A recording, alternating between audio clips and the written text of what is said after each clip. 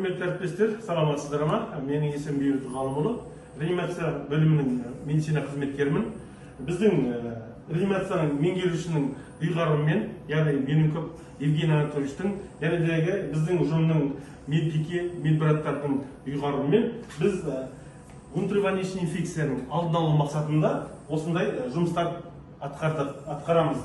Яғни мына жерде көріп тұрғандағыдай стерильный салфетка болады. Бұл жерде күніге әрбір растворды ауыстырған сайын мына бүкіл кодтары, системалар жаңадан ауыстырылады. Және де бұл пациентке жалғыз ғана линия барады. Внутривенечный инфекцияның алдын алу мақсатында біздің науқастардың иммунитетінің әлсіздігіне байланысты осындай стерильный салфеткамен орап қоямыз. Және де перевязканы, ЦВК-ны, яғни центральный венозный катетерді күніге бір рет перевязкасын, тазалау перевязкасын жасап, осындай стерильді салфеткамен орап қоямыз. Бұл мақсат не?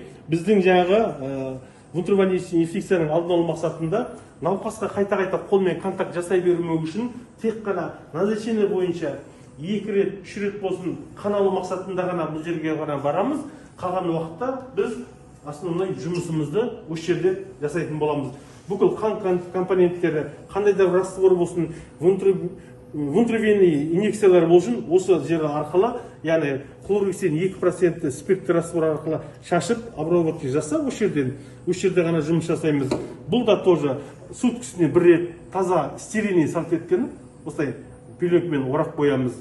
Бұның ең негізгі мақсатымыз, яғни иммунитет әлсіз науқастармен жұмыс жасау барысында внутривенечный инфекциялардың алдын алу мақсатында реанимация біздің бөлімімізде осындай жұмыстар атқарылып, осындай әртүрлі лайфхактармен сіздермен бөлісуге бүгін әрдайым түсіріп отырмыз.